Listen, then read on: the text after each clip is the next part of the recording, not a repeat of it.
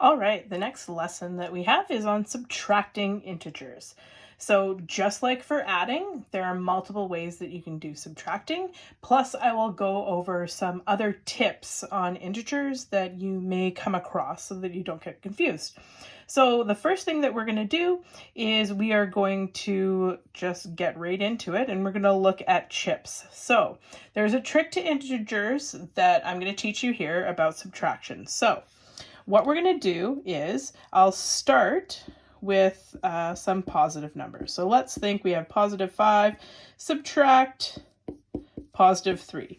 Now, just like when we were doing adding with integers, this is the same as it just saying 5 subtract 3. So that's 2. Okay, so what we can do in this case is if we have chips, we would start with the first number and we would take that.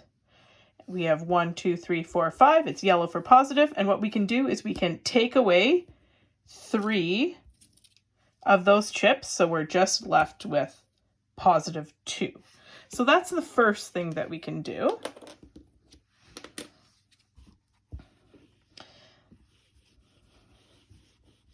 Now, after that one example, it gets a little bit more tricky. So let's first look at what subtracting a positive and then a negative looks like.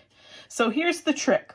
When you're subtracting, what you can actually do is you can change every subtraction statement to a positive addition statement. So what that means is you can change this. So I always keep the first number, so positive 5. I change my sign right here, my subtraction sign, to an addition sign, and then I add the opposite integer. Okay, so subtraction can be thought of as adding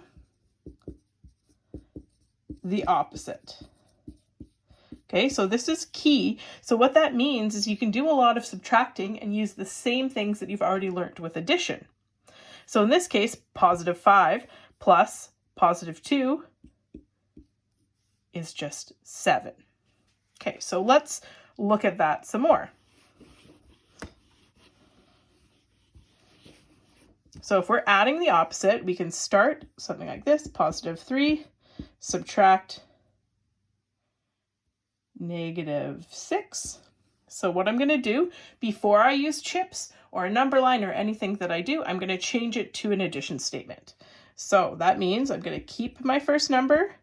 I'm going to add the opposite integer. So remember, the opposite integer is just the same number with a different sign. So this is like saying 3 plus 6, 1, 2, 3, 4, 5, 6. And in this case, I have no zero pairs, no opposite color chips, so I just count how many chips I have total. 1, 2, 3, 4, 5, 6, 7, 8, 9. So that means that I have 9 chips. They're all yellow, so it's positive 9.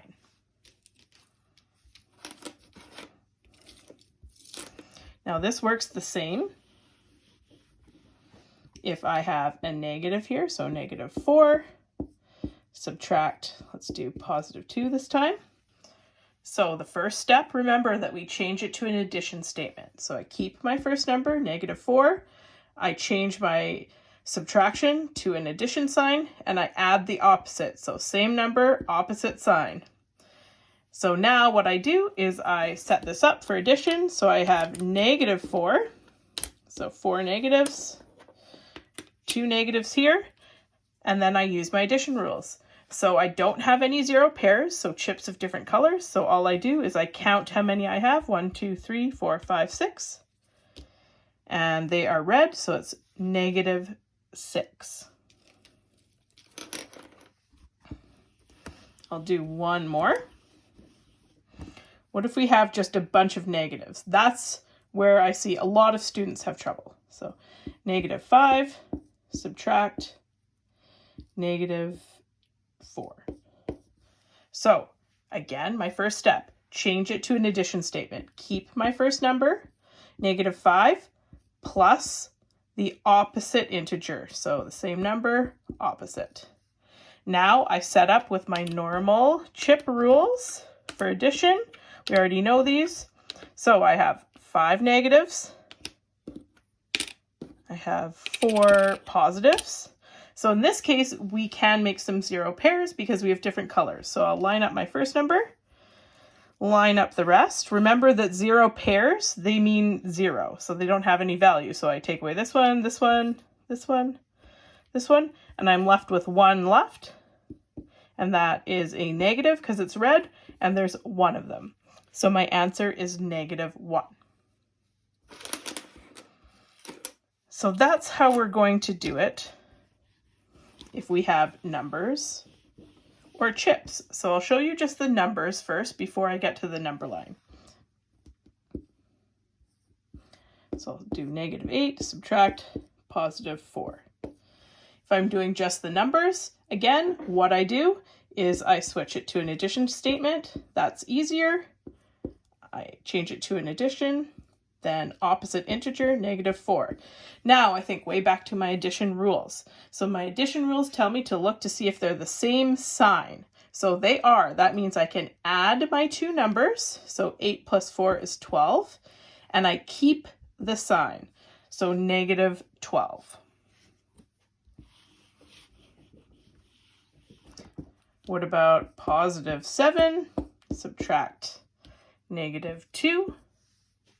Keep my first number as I change it to an addition statement. I add the opposite. Then I look at this again. I go, what are my signs? They're both the same. So I add the 2 numbers, 7 plus 9, or 7 plus 2 equals 9. And then I keep the sign.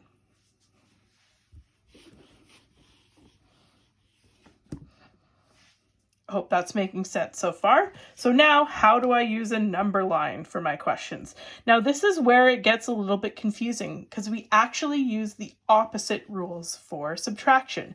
So if I gave you a -3, subtract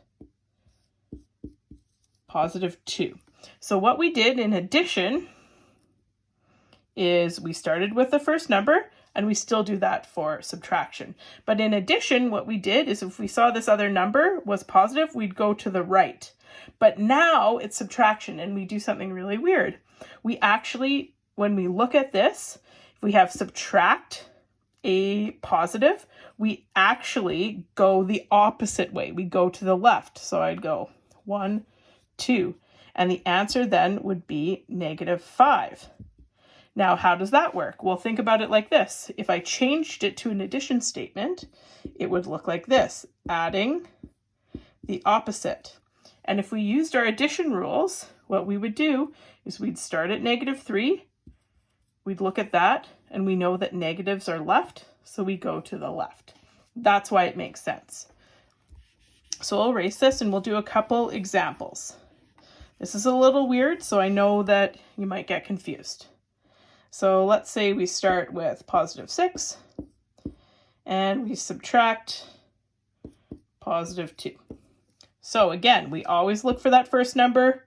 I'm going to mark it here so that you can see. If I'm subtracting a positive, that means I'm going the opposite way as normal. So that means I'm going to the left.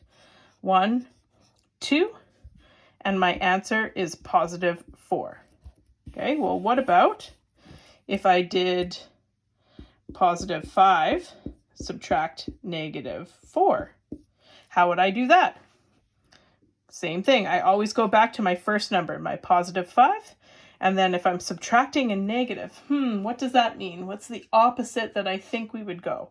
So if I'm subtracting a negative, that means that instead of going left, I go right. I go 1, 2, 3, 4. So my answer is +9. So just in case you think that I'm lying to you, I'll show you this one. I'm going to change it to an addition statement.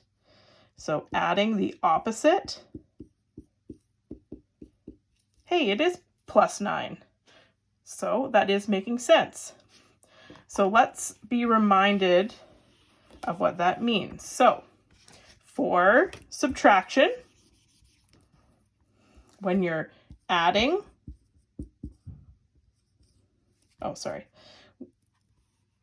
we'll do adding. So when you're adding a positive, you go to the right. If you're adding a negative, you go to the left.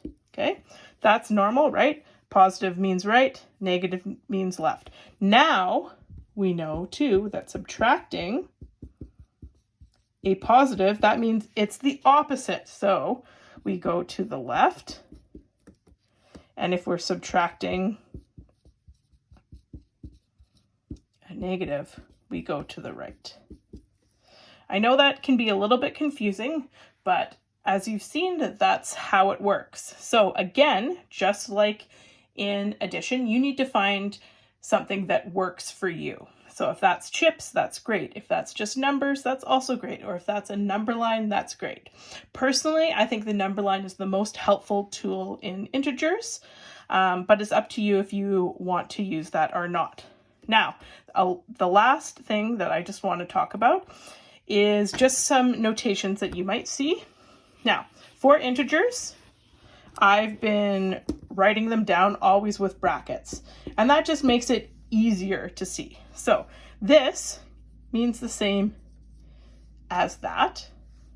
A positive, if I were to write it like this, I think I said this already, that means the same as this, okay? But what happens when you have something that looks like this? This is where it gets confusing. So you can do one of two things. You can think of this as -4. So it would be -8 subtract 4.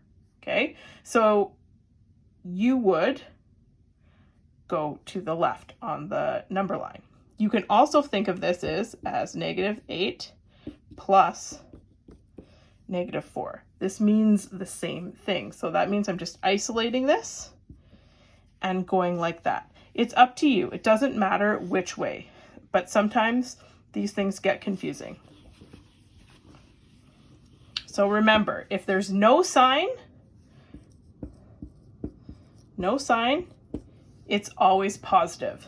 The negatives, they need to have a sign in front of them. Hopefully those tips will make it so that you can get through any integer question that comes your way. The next time we talk will be a new unit. Bye.